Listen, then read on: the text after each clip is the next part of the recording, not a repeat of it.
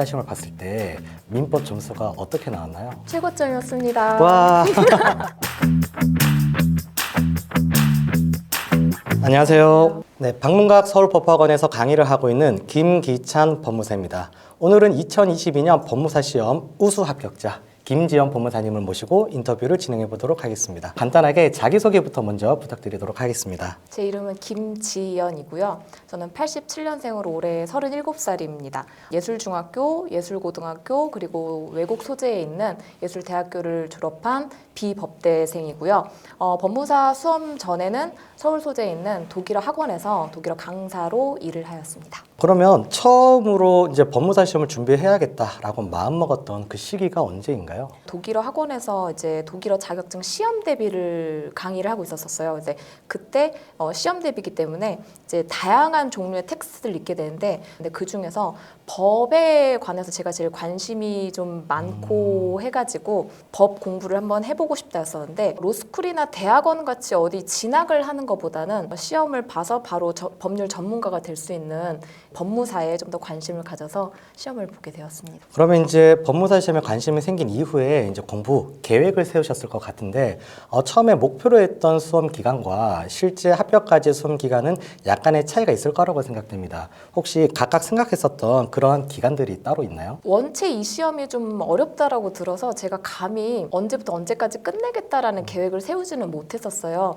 근데 2020년에 처음으로 1차를 봤을 때 좀 이렇게 운이 좋아서 그랬는지 쉽게 좀 금방 합격을 했어서 이 정도면 기득으로 좀 합격해서 나갈 수 있지 않을까라고 했었는데, 그쵸, 27회 때 그때 제가 기득에서 한번 불합격을 하고 나서는 이제 그런 기대는 할 수 없겠다. 시험은 누구도 모르는 것이다라고 해서 저는 기간 같은 것들을 따로 이렇게 정하지는 못했던 것 같습니다.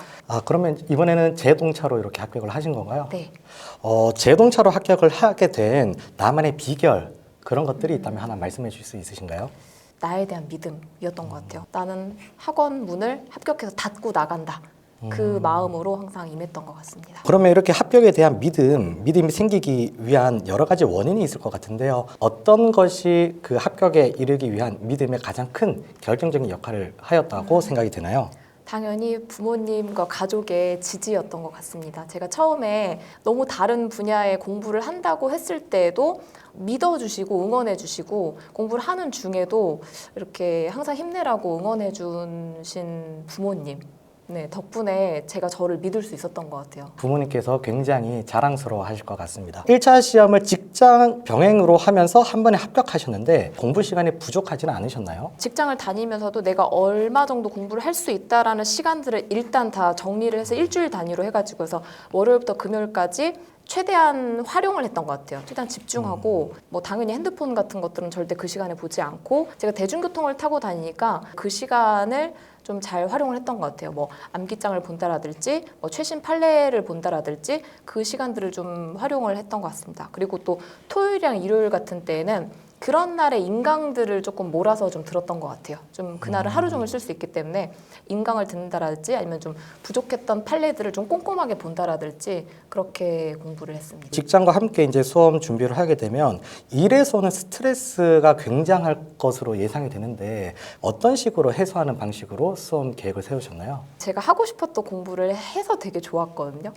네, 그래서 공부를 할 때에는 크게 스트레스는 없고 오히려 그 시간은 되게 즐거웠던 것 같아요. 이렇게 또 말씀하시는 법무사님들이 많이는 계시지 않지만 아주 긍정적인 대답을 이렇게 들었습니다. 자, 그러면 1차 과목별 공부 팁을 좀 궁금해하실 분들이 많을 것 같습니다. 어떤 것들이 있을까요? 상법, 민법, 민사집행법, 부동산 등기법, 공탁법 위주로 좀 공부를 했는데요. 상법 같은 경우에는 조문이 그대로 문제 지문으로 나오거든요. 좀 조문을 반복적으로 좀 계속 읽었던 것 같아요. 그리고 특히 집행법이랑 공탁법을 어려워하시는 분들이 많은데 많습니다. 각각의 절차에 따라서 역시 조문을 읽는 수밖에 없는 것 같아요. 그리고 특히 부동산 등기법이나 집행법 같은 경우에는 규칙 몇 조로 가야 되는지를 옆에다가 이렇게 메모를 해놔서 이걸 읽으면은 특정 규칙이 좀 떠오를 수 있게, 연상할 수 있게 좀 그렇게 좀 공부를 했고요.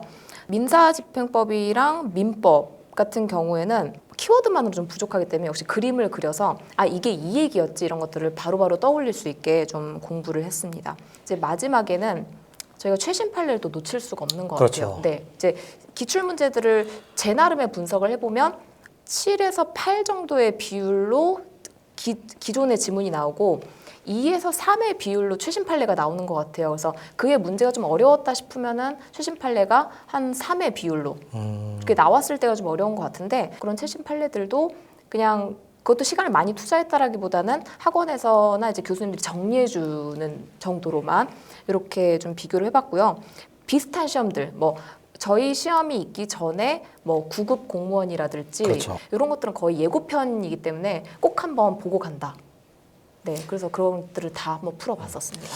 우리 이제 등기법을 공부할 때 조문과 규칙의 연관성을 좀 가지면서 보는 게 좋다라고 말씀하셨는데 이게 비단 1차에만 적용되는 걸까요? 아니면 2차에도 그렇게 많이 도움이 될까요?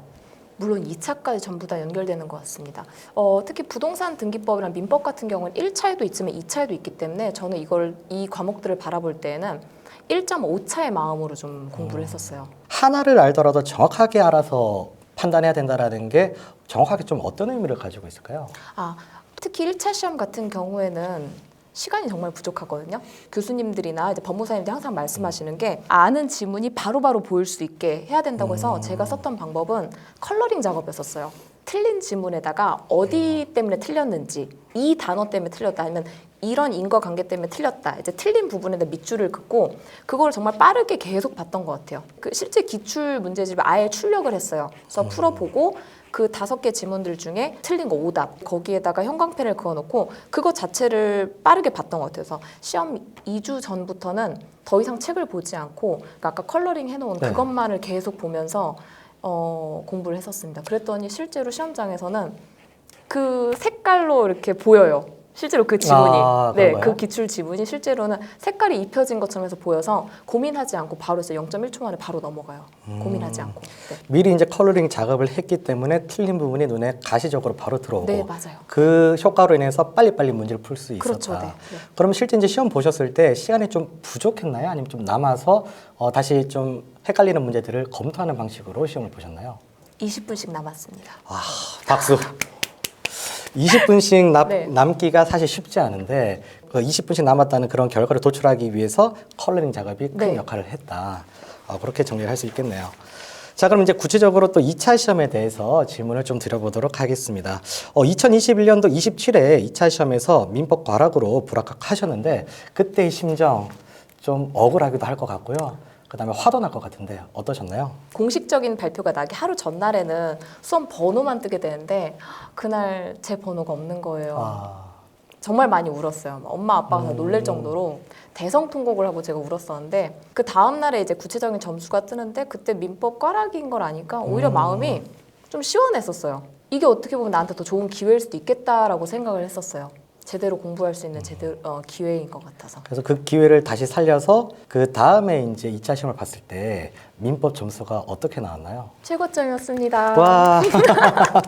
그러면 2차 공부를 이렇게 다시 준비할 때 일단은 먼저 중요하게 생각하셨던 점이 따로 있으신가요? 불합격을 하고 나서 다시 법무사 공부를 할 때는 이제 처음부터 다시 시작해야 하기 때문에 물론 당연히 1차가 제일 막막하고 두려웠던 것 같아요. 그 8과목을 언제 다시 하지라고 했었는데 결국은 합격을 해서 나가려면은 2차를 합격을 해야 되는 거거든요. 다른 분들은 아마 1차 공부를 먼저 시작하셨을 것 같은데 저 같은 경우에는 다시 그냥 2차 그것도 이제 기본 강의로 돌아가자. 그래서 1순환부터 오프라인 강의로 다시 수강을 하면서 공부를 했었습니다. 12월부터 이제 1월달 강의가 시작하기 전까지는 혼자 독서실에 가서 저를 불합격시켰던 민법과 그다음에 이제 민사소송법 그것들을 다시 조문, 기본서 위주로 봤던 것 같아요. 이때는 사례를 풀지 않았었어요.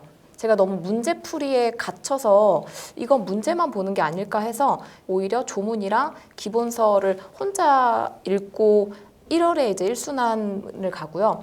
제가 시험을 봤을 때는 이게 운이 좋게도 2달이 시험이 뒤로 미뤄진 때여가지고 1월부터 5월까지, 5월 31일까지는 학원 커리큘럼에 따라서 2차만을 공부를 했습니다. 네, 그리고 나서 6월 1일부터 8월 27일까지는 1차 공부. 제동차를 볼 때 1차 공부한 기간이 네. 상당히 짧은 걸로 보여지는데 이 짧은 기간 안에도 충분히 합격권의 점수가 나올 수 있었던 비결 좀 있을까요? 민법이랑 부동산 등기법이 얘네는 그쵸 1, 2차 과목이기 때문에 얘네들은 공부를 하면서도 객관식을 그래도 풀었던 것 같아요. 객관식 책이 같이 있으면. 이제 병행하셨다. 네, 그거는 병행을 했고요. 1차에서도 좀 주요 과목들 상법이나 민사 집행법 같은 경우에는 바로 시작하기보다는 그냥 조문만 읽었던 것 같아요. 우리 민법에서 아까 말씀하셨듯이 최고 득점은 이제 하신 것 같은데 그 노하우 많은 사람들이 궁금해할 것 같습니다. 그 노하우 어떤 것들이 있을까요? 이 구조 자체를 이해한 거를 응용해서 사안을 해결할 수 있겠니라고 물어보는 시험인 것 같더라고요. 그래서 제가 했던 건 역시 당연히 조문 읽기. 조문을 정말 많이 반복적으로 읽었고요. 그다음에 민법 기본적인 구조 잡기라고 하게 되는데 이거는 저희 학원에 이혁준 교수님이 OT 시간에 하는 강의가 있으세요. 그래서 이제 어떤 한 사례, 문제를 봤을 때 어떤 권리를 주장할 수 있는지, 그래서 나의 권리, 그다음에 타인의 권리를 대신하여 주장하는 방법, 이제 그렇게 해서 나누는 게 있는데 그 강의를 이제 인강으로도 집에 가서 많이 듣고 어떤 판례를 외워서 그대로 쓰는 게 아니다. 이론을 알고 응용해서 사안을 해결하는 거다. 그래서 이 스텝에 맞춰서 좀 공부를 했습니다. 가장 중요한 게 기본이 잘 잡혀져 있어야 된다. 그렇죠. 기본을 잡기 위해서 이제 복습을 할 때 그 구조를 손으로 써보면서 노력을 네. 했다라고 정리가 된 것 같습니다. 그러면 불이탄 문제가 이제 출제가 되었을 때 그에 대한 대비책 혹시 생각해 놓으신 방법 같은 것들이 있을까요? 그렇죠. 제가 어떻게 보면 브리타로 떨어졌기 때문에 그렇죠. 브리타로 예상이 되어지는 것들, 예를 들면 특별법 같은 것들은 역시나 또 조문 어디인지도 찾아보고 부실법이라든지 뭐 주임법 같은 것들 그러더라도 이제 판례나 사안을 풀기 위해서는 목차가 좀 중요한데 이땐 당연히 요건에다가 뭐 인정 여부, 그다음에 효과, 소멸, 뭐 소멸 요건이나 혹은 소멸했을 때 뭐 효과 이런 것들만 기본적으로 제가 개인적으로 목차를 잡아서 그 정도만 준비를 했습니다. 이렇게 준비를 했더니 저는 잘 쓰고 나올 수 있었습니다. 생각보다 좋은 점수도 얻으셨고. 생각보다는요. 불이탄 문제도 대비를 해야 되지만 우리가 합격을 하기 위해서는 전략 과목을 세우고 좀 차별화된 답안 작성하는 연습도 하는 게 좀 필요한 것으로 보여지는데요. 차별화된 답안을 작성하기 위해서 본인만의 노하우 같은 것들이 있을까요? 제 답안지가 가장 돋보이고 싶었어요. 물론 좋은 방향으로 돋보이고 싶어서 제가 썼던 방법은 가독성이 좀 좋게 그리고 키워드가 바로바로 눈에 띌 수 있게 그냥 넘길 때에도 내 답안지만 이거 한번 읽어볼까? 이거부터 먼저 읽고 한번 시작해볼까? 라고 보일 수 있게 좀 노력을 했던 것 같아요. 그 보기 좋은 떡이 먹기도 좋다. 가독성을 좋게 하거나 키워드가 잘 현출되게 하기 위해서는 뭐 글자를 크게 한다든지 또는 좀 정자로 핵심 키워드를 쓴다든지 여러 가지 방법이 있는데 그 중에 이제 본인이 생각했던 방법은 어떤 방식으로 좀 키워드들이 잘 노출되도록 그렇게 하셨나요? 여러 교수님들한테 제가 수험 기간에도 한번 이렇게 질문을 드려봤어요. 어떤 답안지가 채점할 때 실제로 좀 편하신지를 물어봤는데 너무 빼곡한 거는 좀 피하라고 하시더라고요. 그래서 무조건 글씨를 크게 하는 것보다는 글씨가 크되 빈칸이 좀 있게 한 줄에 너무나 많은 글자가 들어가지 않게 자간이 너무 좁지 않게를 좀 노력을 했고요. 그다음에 특히 이번 민법 과목 같은 경우에는 전부 다 전합이 나왔어요. 전합 판례가. 네. 그래서 전원합의체 판례 같은 경우는 모두가 다 잘 알고 있는데 저는 거기에다가 이게 변경 전, 변경 후, 그래서 나의 검토까지 하고 그 변경 판례에서 키워드가 되는 것들은 키워드 단어 전후에 약간의 간격을 둬서 누가 봐도 그 판례를 썼구나가 그냥 보일 수 있게 스쳐 지나가더라도 그 전원합의체 판례를 썼구나가 보일 수 있게 했습니다. 자꾸 이제 그 채점자의 눈에 들어올 수 있도록 들어가기 위해서 여러 가지 노력, 시도를 많이 하셨던 걸로 보여집니다. 그 다음에 민법뿐만이 아닙니다. 한 번 더 박수를 쳐야 될 것 같은데요. 우리 부동산 등기법에서도 최고 득점을 받을 수 있었던 그 노하우. 너무나 많은 사람들이 궁금해할 것 같습니다. 어떤 노하우가 있을까요? 부동산 등기법 같은 경우에는 저 같은 비법대생들도 충분히 고득점을 노려볼 수 있는 과목이라고 처음에 생각을 했었어요. 이거는 로스쿨에서도 배우지 않는 거고 사실을 오래 하셨던 분들도 접해보지 않았던 부분이기 때문에 학원 커리큘럼을 좀 잘 따라가면 고득점을 할 수 있지 않을까라고 좀 한번 생각을 해봤는데 근거가 되는 법을 부동산 등기법뿐만이 아니라 그 위에 있는 더 위에 있는 상위법들을 좀 더 끌어다 쓰면은 이게 좀 더 논리적이고 좀 타당한 답안지가 되지 않을까. 그래서 그거를 계속 공부 중에도 연결하려고 좀 많이 노력을 했었어요. 예를 들어서 등기법을 답안 작성하더라도 민법의 조문들을 끌어와서 작성하거나 네. 뭐 형소법 답안 작성할 때도 헌법에 대한 조문들을 끌어와서 작성했던 네. 그런 것들이 이제 점수에 있어서 크게 작용을 했다라고 지금 말씀해 주시는 것 같습니다. 자, 그러면 다른 과목에 있어서도 좀 궁금한 점이 있을 것 같은데요.